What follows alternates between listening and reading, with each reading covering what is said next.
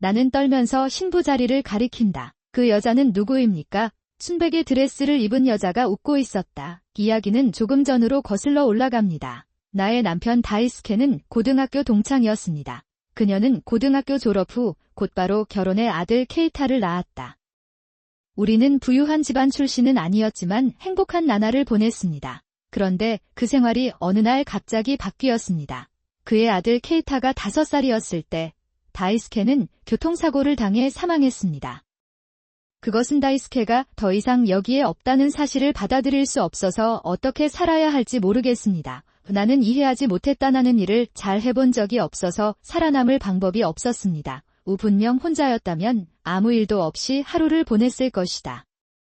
그런 일이 일어나지 않은 이유는 케이터링 업체가 있었기 때문이었습니다. 내 손을 잡고 있는 작은 손이 나를 차분하게 해준다는 무슨 일이 있어도 이 아이를 위해 살아야 한다. 그것은 나에게 결단력 같은 것을 주었다. 그 이후로 나는 그녀를 미혼 여성으로 필사적으로 키워왔다. 다행히 부모님의 소개로 빠르게 일자리를 찾을 수 있었습니다. 일하기 아주 좋은 곳이었고 그들은 내 가족 상황을 이해해 주었기 때문에 가족 문제에 관해서는 또한 관련 나에게 무슨 일이 생기면 그는 나를 최우선으로 생각했다.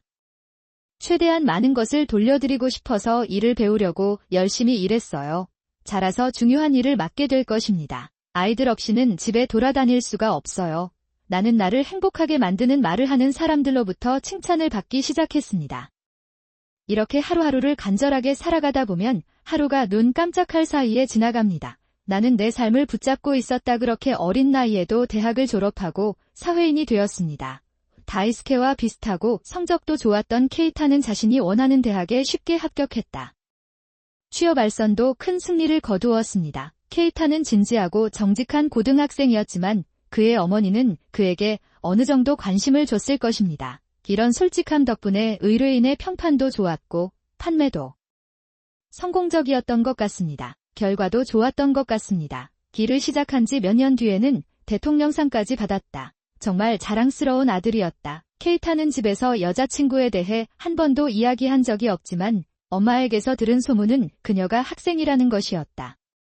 분명히 그는 학교에서 꽤 인기가 많았습니다. 지금 꽤 인기가 많은 것 같은데 만약 내가 그 사람과 결혼한다면 그 사람은 어떤 여자가 될까요? 결혼할래? 몰래 기대하고 있었어. 케이타가 일을 시작한 지 약 5년 후 케이타는 마침내 약혼자를 데려왔습니다. 6개월째 사귄 약혼자는 케이타 회사의 다른 부서에서 일하는 류코라는 여자입니다. 그녀는 후배이고 소위 아가씨인 것 같습니다. 과연 젊은 아가씨로서 평범한 가정에서 잘 지낼 수 있을지 걱정이 됐다. 그랬지만 나를 맞이하러 온 류코는 생각보다 부드러운 말투와 친절한 외모를 지닌 여성이었다. 잘 될 것 같아 안도감이 들었다. 게다가 예에 바르고 몸짓 하나하나가 아름다웠어요. 케이터도 이걸 좋아하게 됐나 봐요. 그러나 나는 그가 때때로 나를 판단하는 것처럼 나를 쳐다보는 것을 발견했습니다. 그게 뭔지 궁금했는데 케이터링 업체가 있어서 따라갈 수가 없네요. 그리고 엄마가 될 사람이니까 비록 마지막 순간이라도 나를 조금은 경계해야 할 것 같아요. 안 맞아. 특히 시어머니와의 관계에 대해 걱정하시는 분들이 많은 것 같아요. 신경 쓰지 않았다. 그 후 결혼 이야기도 순조롭게 진행되었고 상사도 기뻐하며 결혼식 준비도 순조롭게 진행됐다. 길이 순조롭게 진행되고 있는 것 같습니다. 일정이 결정되고 열차 3편도 결정되어 준비가 거의 끝나가더군요. 매일매일 결혼식을 손꼽아 기다리던 류코에게서 연락이 왔습니다. 할 얘기가 있다며 만나자고 해서 지정된 커피숍으로 향하고 먼저 커피숍으로 갔다. 자리에 앉자마자 결혼식장에 온 류코. 나는 당신에게 나와 함께 해달라고 요청했습니다. 생각지도 못한 말에 나는 할 말을 잃었다. 그거 못 들었어. 다시 한번 말하지만 나는 당신이 결혼식에 가는 것을 원하지 않습니다. 이유가 있는지 궁금합니다. 왜 당신 것이 분명하지 않습니까? 그 가난하고 간과된 모습. 피부는 윤기가 없고 머리카락은 건조하며 인류 회사에서 일하는 케이타의 어머니와는 전혀 닮지 않았다. 아니요, 당신은 나에게 적합하지 않습니다. 당신은 나에게 적합하지 않습니다. 그냥 진실을 말하고 있는 건가요? 아니면 케이타 씨를 당황하게 하려는 건가요? 스카, 제 친척들은 모두 대기업에 다니고 있고 가족들도 대부분 연예인이에요. 그런 상황에서 친척들과 함께 식탁에 앉으시는 모습을 보니 정말 반갑습니다. 케이타 씨, 그 사람이 안타깝지 않나요? 그런데 이 일생에 한 번뿐인 결혼식을 제 눈으로 직접 보고 싶고, 영상은 나중에 보내드리겠습니다. 그것에 만족하시나요? 그러니 제발 행사에 오지 마세요. 그렇게 말하고 료코는 자리를 떠나 다방으로 갔다. 왼쪽 나는 료코에게 무슨 말을 하고 싶었지만 너무 충격을 받아 아무 말도 하지 못했다. 나는 우울한 기분으로 집에 갔다. 참석하면 당황스러울까?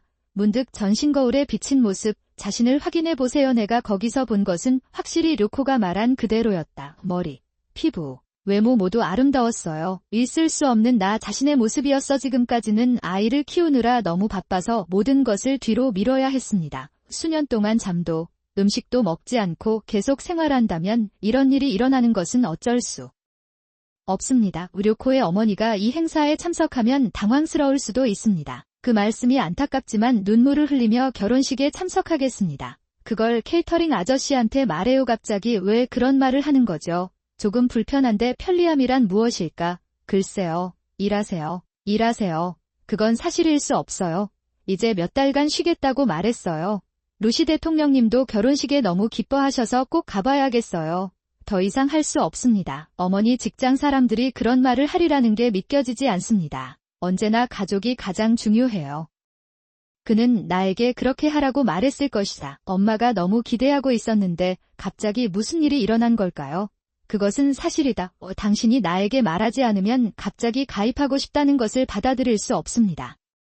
나는 상상할 수 없는 케이터링 청중들에게 커피숍에서 일어난 일을 이야기했다. 이야기를 듣던 케이타는 갑자기 화를 내며 답답한 마음에 입술을 낮췄다. 쉽다. 그러나 이야기를 들은 케이타는 태도가 확 바뀌더니 깊은 한숨을 내쉬었다. 나한테 생각이 있으니 이 문제는 나에게 맡겨주세요. 조금 소란스러울 수도 있지만 위험한 짓은 안 할 테니까 저를 믿고 맡겨주세요. 그는 내 눈을 바라보며 담담하게 말을 못하겠으니 나를 믿고 맡겨라고 말했다. 케이타가 나병 성인이 된 걸 보고 깜짝 놀랐어요. 나는 다 컸다고 생각했지만 마음속 어딘가에서는 아직 어린아이인 줄 알았다. 그러나 그것에 대해 스스로 뭔가를 하려고 했던 카타에게 맡겨졌다. 그 말이 나에게는 든든하면서도 조금은 외롭게 느껴진다. 그 말도 말이었지. 필사적으로 내 손을 잡고 있던 그 아이 케이타의 믿음직스러운 모습을 보니 눈시울이 뜨거워졌습니다. 케이타가 갑자기 나를 쳐다보았다. 그리고 저를 미혼모로 키워주신 어머니가 자랑스럽습니다. 나 자신을 부끄러워하는 것이 이기적이라고 생각하지 마십시오. 행사장은 문을 열지 않아도 무슨 일이 일어난 게 뻔할 정도로 시끄러웠다. 나는 료코는 행사장의 이상한 상황에 혼란스러워하지만 케이터링 담당자에게는 아무 문제가 없습니다. 성계는 침착했습니다. 케이타는 상황을 인지하지 못한 료코를 무시한 채 회장의 문을 열었다. 이 료코는 문이 열리자마자 들이닥친 광경에 깜짝 놀랐다. 갑자기 목소리를 높여서 무슨 일이 일어났나요? 저 사람은 왜요? 료코는 상황을 이해하지 못한 채 중얼거렸다. 어쩌면 내가 그녀를 알아볼까? 아니요. 그렇지 않습니다. 료코는 당황한 듯 황급히 고개를 좌우로 흔든다. 그녀의 시선 앞에 놓인 것은 원래는 료코의 자리로 되어 있었습니다. 신부님 자리가 있었는데 지금 거기에는 료코가 아닌 다른 여자가 앉아 있었습니다. 평소라면 료코는 화를 내도 괜찮지만 아무 말도 하지 않고 입을 다물었다. 내가 해야 할 일은 그것을 열고 닫는 것뿐이었다. 신관석에 앉아있던 여자는 아무 말도 못하는 료코를 무시한 채 천천히 자리에서 일어났다. 여자가 일어서자마자 아까부터 회장에 떠들썩했던 소리는 거짓이었다. 성게물에 빠진 듯 조용해졌습니다. 안녕하세요, 료코님. 오늘 축하드립니다. 그냥 내 가정을 파괴하고 행복하게 결혼하라는 말은 너무 아깝습니다. 여성의 당당한 목소리가 행사장 전체에 울려 퍼졌다. 료코에게 미소를 지은 여자는 료코의 직속 상사의 부인 미치코였다. 그것을 료코는 얼어붙지만 케이타는 계속 반대쪽 벽을 찌른다. 료코가 보고 싶어. 한 가지 더 있어요. 보여드리고 싶은 것. 갑자기 시작되는 영상. 거기에 비친 것은 분명 료코나 케이타와는 다른 남자였다. 우리는 연인처럼 꼭 끌어안고도 사람의 키스로 현장은 떠들썩했고 그 남자는 료코의 직속 상사였다. 두 사람은 수년간 바람을 피워왔습니다. 미치코는 원래 결혼 준비를 시작할 때 상사와 료코의 관계를 알고 있었습니다. 분명히 케이타와 대화가 있었던 것 같습니다.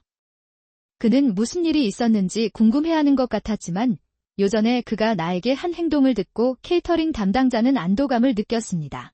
그는 쿄코에게 가장 큰 피해를 입힐 수 있는 방식으로 백업하기로 결정했습니다. 결국 행사장 내 업무 관련 좌석은 혼란에 빠졌고 피로가든의 운영이 불가능하게 됐다. 이내 취소되었습니다. 그 후 료코의 상사와 그의 아내는 이혼했고 어떤 이유에서인지 그녀는 여전히 재직하고 있습니다. 아직 놓지 않은 케이타와 료코는 친척들로부터 자신이 가족에게 치욕적인 존재라는 말을 들었고 가족들은 감동을 받아 그녀와 인연을 끊었습니다. 분명히 사장과 료코는 회사에 머무르는 것이 어려워져 사직을 강요당했다. 아무래도 그는 료코가 은퇴한 후에 결혼을 시도한 것 같다. 료코는 애초에 결혼할 생각도 하지 않고 그냥 놀고만 있었기 때문에 둘은 결국 불행한 시간을 보내게 되었다. 아무래도 사리와 헤어진 것 같아요. 결국 서로 책임을 전가하는 추악한 논쟁은 끝이 없었던 것 같다.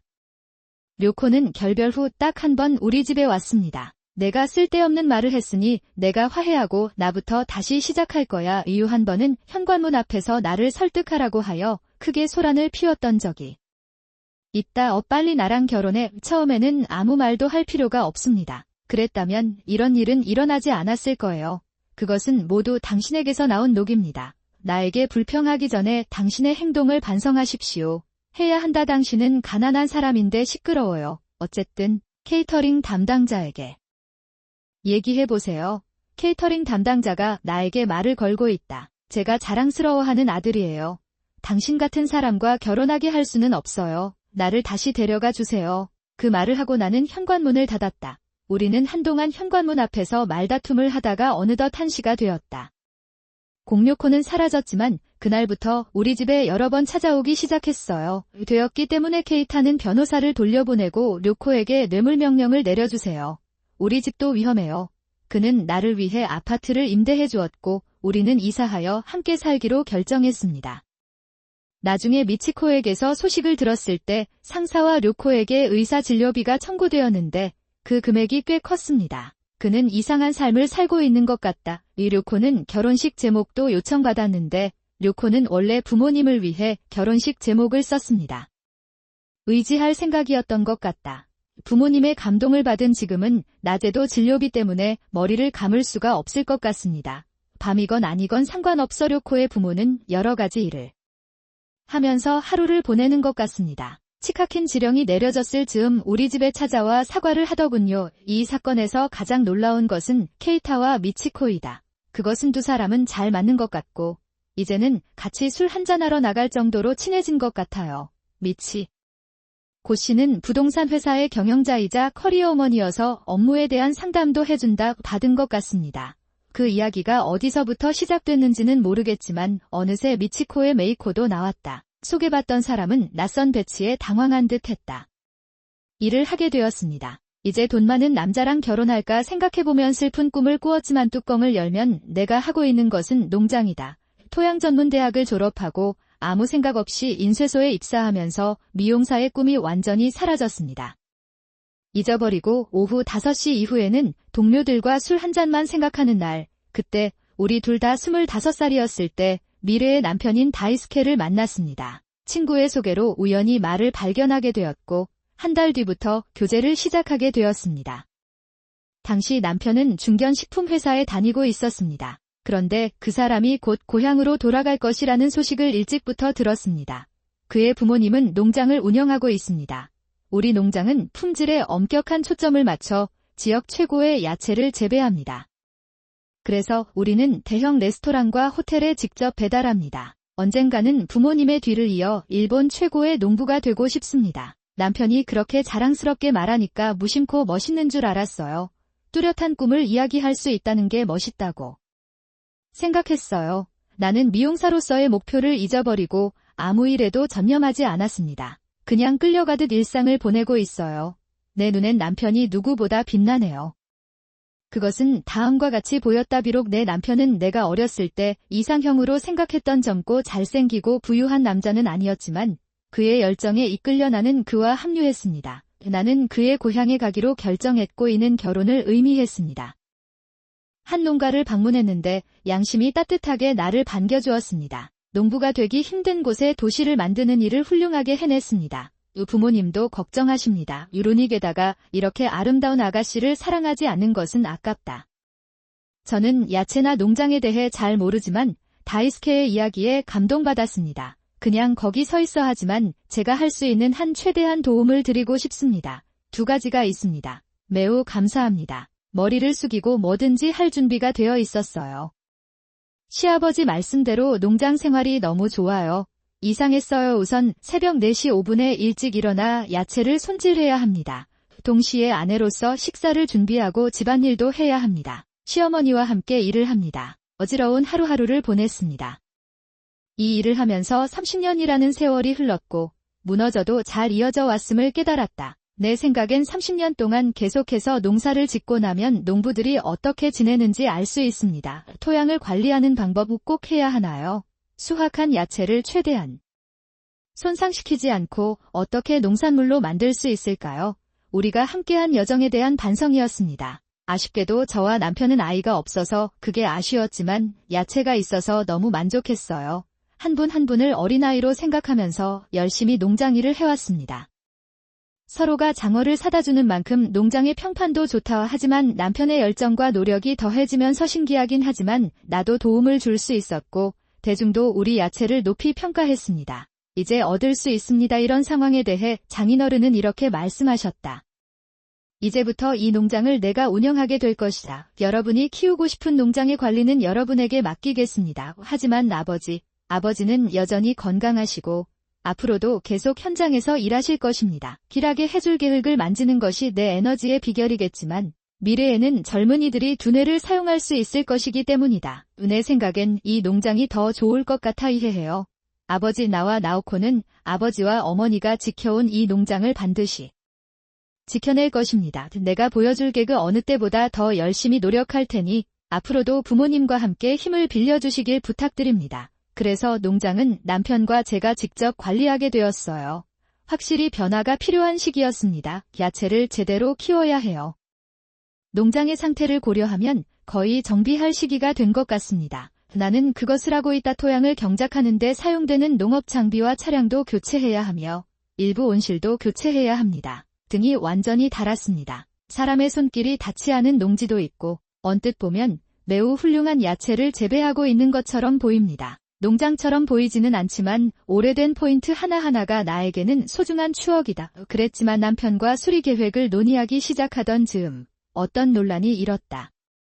우리가 거래하는 식당의 주인이 갑자기 농장에 들어왔습니다. 새 쌍둥이 소녀들은 화려한 메이크업과 향수 냄새, 새빨간 힐을 신고 있다. 농장 토양근은 이 황폐한 농장을 정말 싫어하는 것 같았습니다. 야채를 제대로 키울 수 있나요? 농장이 좋아 보이지 않을 수도 있지만 우리가 재배하는 야채는 수십 년 동안 지속될 것입니다. 우리는 비즈니스 파트너로부터 높은 평가를 받았습니다. 우리는 센다이부터 그 식당에서 당신을 섬기고 있습니다. 그것은 중요하지 않습니다. 나는 현재 주인이기 때문에 그 노인이 한 말에는 전혀 관심이 없습니다. 나는 그것을 도울 수 없다. 내가 당신을 사랑한다면 괜찮습니다. 이제 주인이 됐으니 너무 순진한 짓은 용서할 수 없어요. 그렇기 때문에 적어도 지금으로서는 우리가 농사짓는 채소의 가격을 좀 낮춰주실 수 있으신지 궁금합니다. 절반 가격 그냥 누워있는 거야. 갑자기 그런 말을 해도 내 말이 안 들리신다면 저희는 연예인들도 자주 찾는 최고급 레스토랑입니다. 당신이 나를 화나게 하면 어떤 일이 일어날지 상상할 수 있다고 그녀는 말합니다. 유니미츠코의 레스토랑은 별 3개를 받은 최고급 레스토랑이었습니다. 거기에 야채를 배달하는 것은 우리 농장의 성공 중 하나입니다. 그것에 대해서는 의심의 여지가 없습니다. 알아차리면 즉시 내려놓으세요. 저희는 저희 식당에서 만들어주시는 스크랩 야채들을 그대로 사용하고 있습니다. 우리가 키우는 야채는 폐기물 야채라고 하기 어렵고 품질도 맛도 틀립니다.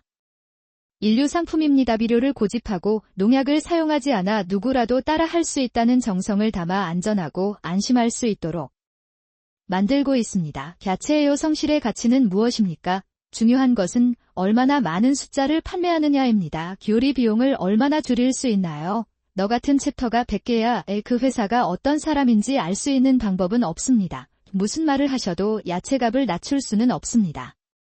기타 비즈니스 파트너 앞에도 하나 있고 무엇보다도 그 방법으로는 예전처럼 맛있는 야채를 생산할 수 없을 것입니다. 원하는 대로 거래를 중지하십시오.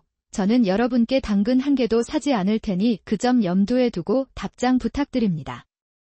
새쌍둥이는 우리에게 등을 돌렸습니다. 나는 그녀가 황폐한 농장과 새쌍둥이를 떠나면서 토하는 소리를 놓치지 않았다. 남편이 떠난 후 남편과 좋은 이야기를 나눴습니다. 이 이야기를 어떻게 해결해야 할까요? 내 생각에는 이미 답이 정해져 있었다. 우리는 우리가 재배한 야채에 절대적인 자신감을 갖고 있기 때문에 결코 야채를 방치하지 않습니다. 몸이었어 남편도 같은 생각이라 어쩔 수 없이 삼둥이 식당과 거래를 중단했다. 그러나 승소했다. 내가 대화를 이어갈 수 없었던 이유는 기후의 존재 때문이었다. 기후는 선대 때부터 새쌍둥이 식당과 사업을 시작했습니다. 남편으로부터 많은 말을 들었습니다. 레스토랑과의 거래를 중단하려면 기후현에 문의해야 합니다. 나는 본다적이 있는 식당이 대체될지 궁금하네요. 우리의 이야기를 듣고 기후는 완전히 사라졌습니다. 나는 그것을 잃었다. 얼굴에는 체념한 기색이 역력하다. 시대가 변하고 있습니다. 그런데 그런 새로운 주인이 찾아온 것 같다. 전 세대의 외동딸이다.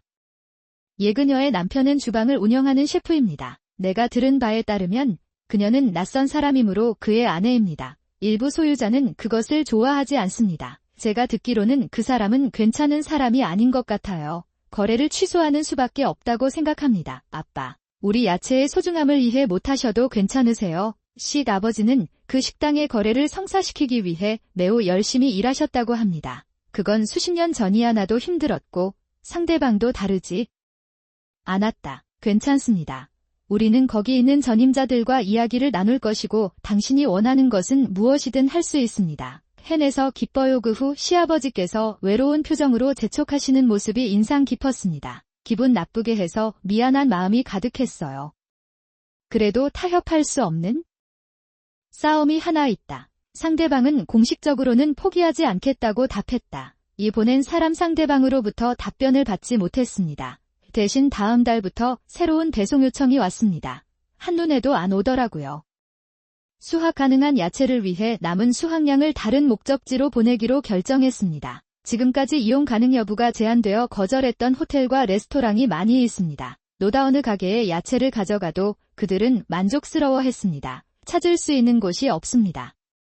실제로 상대방은 기준가보다 높은 가격으로 구매하고 싶다고 제안했습니다. 대신 장기적인 관계를 전제로 새로운 수익으로 우리는 농장 수리를 시작하기로 결정했습니다.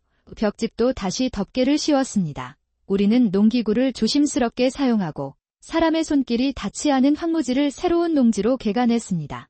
우리는 고객에게 점점 더 많은 야채를 공급할 수 있습니다. 모든 것을 다 끝내고 나니 내가 키운 채소는 변함이 없는데도 농장은 달라 보였다. 환경의 변화는 당신에게 더 많은 동기를 부여할 것입니다. 남편과 저는 더욱 맛있는 야채를 재배하겠다는 결심을 새롭게 했습니다. 그것은 바로 그때 우리 농장에 어떤 사건이 일어났습니다. 새벽 2시 달콤한 비명소리가 농장 전체에 울려 퍼졌습니다. 서둘러 그곳으로 달려가자 식당에는 이상한 광경이 우리를 기다리고 있었습니다. 농장 주인 새쌍둥이는 농장 한 구석 땅바닥에 흙을 뒤집어 쓰고 누워 있습니다. 야생동물을 막기 위해 설치한 덫이 그의 다리에 걸렸고 근처에 있던 무가 그의 얼굴을 때렸다. 꽃은 밝은 빨간색이었고 눈물이 그렁그렁했습니다. 분명히 그 사람은 한밤중에 우리 농장에 몰래 들어와 우연히 나를 붙잡았나 봐요. 아무 말도 할 수 없는 우리에게 새쌍둥이는 머리가 아프다는 듯이 말했다. 서둘러서 이 함정을 제거하세요. 이런 일을 설정하여 상처를 입었으니 문란한 행위로 죄를 범하게 되었습니다. 요 범죄 그런 얘기라면 한밤중에 농장에 찾아온 그 사람이군요. 그것은 어떻게 생겼나요? 우리 허락 없이 우리 야채를 집에 가져가려고 해도 우리 야채를 가져가는 당신은 누구입니까? 나는 그 말에 화가 났어요. 좋아요. 자세한 내용을 경찰에 알려주세요. 남편이 방금 신고했어요. 경찰, 당신은 허가 없이 건물에 들어가고 있습니다. 어떤 경위로 이런 행동을 하게 됐는지 경찰에게 솔직하게 말씀해주세요. 다음 울고 있는 새쌍둥이를 경찰서에 넘겼고 우리는 경찰차가 차를 몰고 가는 것을 지켜보았습니다. 잠시 후 상황은 더욱 명확해졌습니다. 새쌍둥이의 레스토랑이 취소되면서 혼란에 빠진 것 같습니다. 고객이 눈으로 직접 확인할 수 있을 정도로 음식의 질이 저하되었고 고객 수도 급격히 감소하고 있습니다. 나는 그런 일이 생기면 주방의 요리사들은 가만히 있지 않습니다.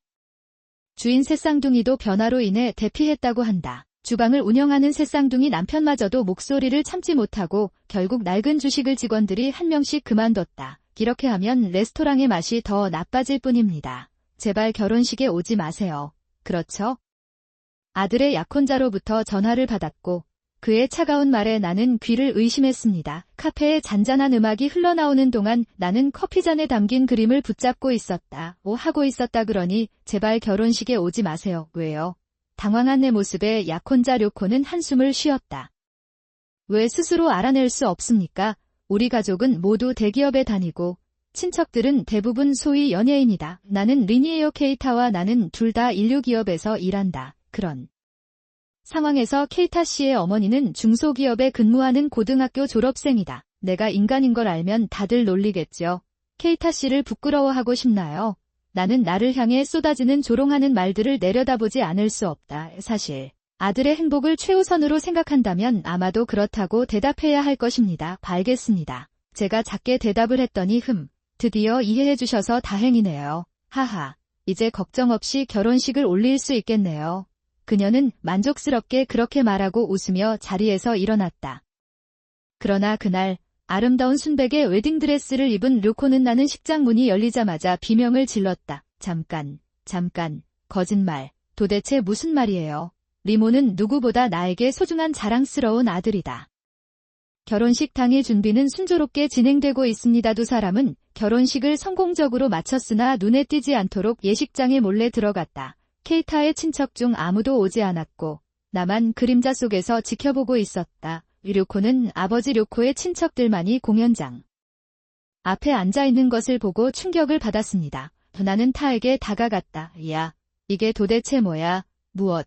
결국 센다이에서 지도를 받았습니다. 새쌍둥이는 인계 방식 때문에 식당 주인 자리에서 쫓겨난 것으로 보인다. 그것은 내 손에 새쌍둥이가 징징거리는 소리가 들려왔어. 왜냐면 난 몰랐거든. 센다이 농장의 이전 관리자와 그 농장이 심각한 상황에 처해 있었기 때문에 거래를 중단했습니다. 내가 그 빌어먹을 늙은이에 대해 그에게 이야기했을 때 넌 악마처럼 화를 내며 나를 식당에서 쫓아냈어. 내 딸아.